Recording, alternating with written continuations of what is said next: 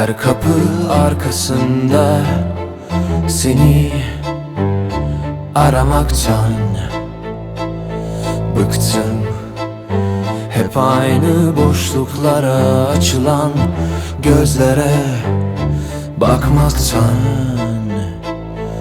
usandım.